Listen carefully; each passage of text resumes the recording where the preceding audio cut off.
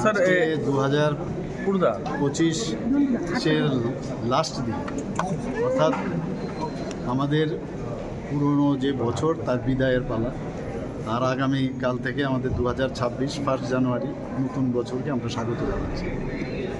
তো এটা আমাদের জন্য কি, আমরা 2025-এ আমরা কী করলাম তার হিসাব, এবং আগামী দিন আমরা 2026-এ কী করতে যাব এগুলোর উপর ভিত্তি করে কিন্তু আমরা প্ল্যান করি। তো সেটা তো একটা দিক সরকারের আমাদের বিষয়, কিন্তু আগামীকাল থেকে 2026-এর প্রথম 1 জানুয়ারি আমি সেই উপলক্ষে সমস্ত রাজ্যবাসী তথা সমস্ত দেশবাসীকে আমি হার্দিক অভিনন্দন শুভেচ্ছা জানাচ্ছি। আর বিশেষ করে ত্রিপুরাবাসীকে আমি একটাই অনুরোধ করব, আমরা যে নতুন ত্রিপুরার কথা আমরা যেটা বলছি, যে নতুনভাবে আমরা ত্রিপুরাকে প্রতিষ্ঠিত করব।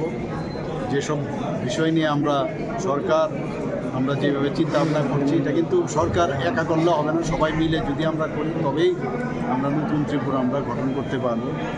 এবং একটা কিছু করা প্রয়োজন, এইভাবে গতানুগতিকভাবে চললে হবে না, নতুনভাবে চিন্তা ভাবনা করা। মাননীয় প্রধানমন্ত্রীজি যেভাবে আমাদের মার্গদর্শন করান, যেভাবে বিশ্বের মধ্যে ভারতকে এখন যেভাবে প্রতিষ্ঠিত করেছেন উনি, আগামী দিন 2047-এর মধ্যে একদম বিকশিত ভারত করছেন, আমরাও সেইভাবে কাজ করছি। সবাই কোঅপারেশন ছাড়া সেটা সম্ভব হবে না। সবাইকে আমি হ্যাপি নিউ ইয়ার 2026।